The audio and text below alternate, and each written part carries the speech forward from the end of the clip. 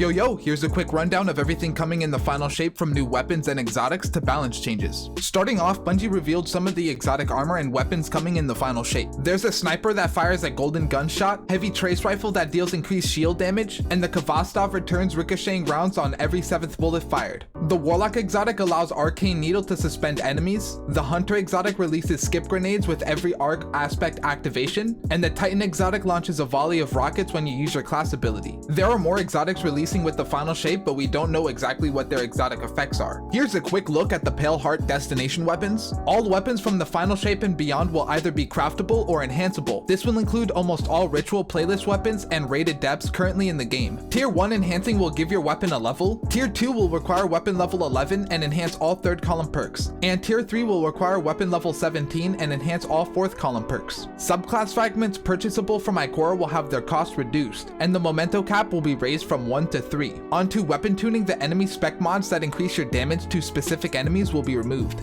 but base weapon damage will be universally increased. On top of the damage buff to compensate for the removal of spec mods, particular weapon types will receive an additional damage buff, but the exotic weapon damage bonus versus red bar enemies is being reduced to 30% from 40. Splash damage from a couple of exotics is being nerfed by 10%. Kinetic damage weapons will no longer deal extra damage to bosses. 3-round burst linears will have less recoil, making them easier to use. Special ammo wave frame waves will travel a shorter distance, and the size of the wave will be determined by the weapon's blast radius. The exotics Symmetry, Touch of Malice, Necrochasm, Dead Man's Tale, Colony, Truth, Queenbreakers, Cerberus, Bastion, Ariana's Vow, and Deterministic Chaos are all receiving buffs when the final shape goes live. Divinity, Osteostriga, and Lament are all receiving nerfs in the final shape. For perks, Grave Robber, Eddy Current, Osmosis, Permeability, Chill Clip, and High Ground are all receiving buffs in the final shape. Alacrity, Archer's Gambit, Chain Reaction, and Deconstruct are all receiving nerfs come the final shape. Now for subclass tuning, both Well of Radiance and Ward of Dawn are receiving changes. Well of Radiance will receive a nerf to its healing over time and will provide less damage resistance, but will grant the Radiant buff for a short time after exiting the well. Ward of Dawn is also receiving nerfs. Armor of Light is being replaced with a Void Overshield. This means you will no longer have the ability to stack both shields inside of PvP. The Weapons of Light buff will be exclusive to Helm of Saint 14, but players near the bubble will have a Void Overshield trickle over time, just like the Bastion Barricade. Stasis is receiving a new subclass keyword called Frost Armor. This will replace the Stasis Shard Overshield and can stack 5 times for 9 seconds by default. Whisper of Rhyme will increase the duration and max stacks of Frost Armor you can hold. All Harvest aspects will be updated to grant some health and stacks of Frost Armor when you pick up a shard, but will have a cooldown to prevent rapid shard creation. Renewal Grasp and Ballador's Wrathweavers will be reworked to apply Frost Armor instead of having custom damage resistance. The fragments Whisper of Chains, Fractures, and Torment are all being changed so you can have multiple ways to build into Frost Armor. Stasis Shatter Damage is receiving a 100% damage buff, and there will be 2 new Stasis fragments, Whisper of Chill and Whisper of Reversal. Warlock's Ice Flare Bolts will send out 7 Seekers before going on cooldown. Hunter's Winter Shroud will provide some damage resistance when activated and briefly increase class ability regeneration. The Touch of Winter buffed Glacier Grenade will spawn 7 crystals, but will have a short cooldown before they can be shattered. And the Stasis Super Silence and Squall will deal more damage, travel faster, and stay on target more reliably. Titan's Shiver Strike Melee will deal more damage and track more aggressively. Cryochasm will have a 4-second cooldown, and Diamond Lance will have a bigger blast radius, shatter stasis crystals on impact, and will have the same interaction speed and pickup radius as Strand Tangles. The Arc Storm Grenade, Skip Grenade, and Arc Bolt Grenade will receive PvE damage buffs, and the Arc Fragments Spark of Recharge, Beacons, and Frequency are all receiving buffs in the final shape. Heavy attacks from the Arc Staff Super on Hunter will blind enemies, and Tempest Strike will provide some damage resistance. Lightning Surge on Arc Warlock will provide some damage resistance, with both Ball Lightning and Chain Lightning receiving buffs. Thunderclap on Arc Titan will receive a damage buff. Knockout will instantly provide health instead of healing over time and increase your melee damage by 50%, but the Touch of Thunder Lightning Grenade will receive nerfs. The Lightweight Knife on Solar Hunter is going to have 2 charges by default that can be thrown back to back very quickly. Knock 'em Down's internal throwing knife refund cooldown is going to be lowered to 0.2 seconds, but the strength of Orbs of Power created by the Marksman variant of Golden Gun is going to be reduced to prevent players from instantly refunding each other's super. Titan's Consecration will shatter stasis crystals. Ignitions created by Consecration will deal more damage and overall be more reliable to use. Hammer of Soul will deal more damage and create more projectiles if Soul Invictus is not being used. And Swarm Grenades will deal more damage, last longer, and track targets from further away. Void Hunter Snare Bomb is going to linger for longer and will deal a small amount of damage over time. Trapper's Ambush will now also apply the Snare Bomb's damage over time and linger for a longer duration. And Stylus Executioner will synergize with Glaive melee hits. For Titans, their Shield Throw is going to last longer, have increased tracking strength, bounce off more enemies, and deal more damage. Also, Offensive Bulwark is going to regenerate a small portion of your active overshield and should overall feel better to use. The handheld Supernova on Warlock is going to have increased knockback effect, deal more damage, and passively lower the cooldown of the Magnetic Grenade. Pocket Singularity will receive a 50% damage increase, and both Nova Bomb variants are getting buffed. Vortex will last longer, and Cataclysm will send out 6 Seeker Bombs. For Strand, Thread of Warding is going to be nerfed to only provide Woven Mail for 5 seconds instead of 10. The Threaded Spike Hunter melee will deal less damage to players inside of the Crucible, and Ensnaring Slam will have a smaller radius. Grapple Tangles normally created by Hunter's Widow Silk aspect will no longer have its timer fully refreshed when someone grapples to it. Now the timer will have diminishing returns when someone grapples to the tangle. Weaver's Call on Warlock is now going to have the chance to spawn Perched Threadlings when you defeat a target with Strand damage. Into the Fray on Titan will have its melee regeneration scalar reduced to ×3 in PvE. Frenzied Blade will have its lunge range reduced to make it more reliable, and Banner of War is going to have its uptime reduced to 24 seconds, with its synergy between Syntheseps and Wormgod Caress being nerfed, providing less melee damage and super damage. The Hunter Exotics Triton Vice, Dragon Shadow, Foe Tracer, and 6 Coyote are receiving buffs or reworks to synergize with the Prismatic subclass, but Star Eater Scales will be nerfed to produce less potent orbs when using Golden Gun Marksman, and will require 6 orbs in order to gain the max benefits of Star Eater Scales bonus super damage. The Titan Exotics Ursa Furiosa, Eternal Warrior, Armamentarium, and Capri's Horn will be buffed or reworked to synergize with the Prismatic subclass, but Syntheseps exotic effect will linger for less time when you are no longer surrounded, and the explosion from Severance Enclosure will require line of sight in order to damage the target and will have less knockback effect. The Warlock Exotics Mantle of Battle Harmony, Secant Filaments, and Verity's Brow will be buffed or reworked to synergize with the Prismatic subclass, but Sunbracers will only allow for a max of 4 grenades, and the time you have to activate Sunbracers will be reduced, and Xenotaph Mask will no longer stack with one another, and the highlighted target can only be seen by allies. The term Powered Melee will be replaced with Spending a Charged Melee, and will first appear on the Severance Enclosure and Assassin's Cowl. Exotics will be upgradable after they're fully masterworked, allowing you to apply Artifice mods, and just like Artifice mods, Raid Armor mods only available on Raid Armor will no longer have an energy cost. Special and Heavy Ammo Finder mods will require more kills before they can activate, but your progress will persist through death. The Pathfinder is Bungie's replacement for the bounty system and will first be available for ritual activities and the Pale Heart destination. There are 20 objectives, and in order to claim your loot, you must form a path. The Pathfinder can be reset once you complete it, and there's no limit to how many times you can reset your Pathfinder in a given week. There will be, however, diminishing returns on the rewards you can earn, but don't worry, this resets every week on Tuesday. The Ritual Pathfinder will feature objectives from all ritual activities, that being Crucible, Gambit, Onslaught, Vanguard Strikes, and Nightfalls. On weeks where a given activity has a reputation booster, there will be more objectives in the Pathfinder related to that activity. A quick reminder that legendary shards are being removed from the game, so spend them now while you still can. And lastly, Destiny will be brought offline on June 3rd for a full 24 hours in preparation for the final shape. And that's everything you must know going into the final shape. Thanks for watching, I'll see you guys next time.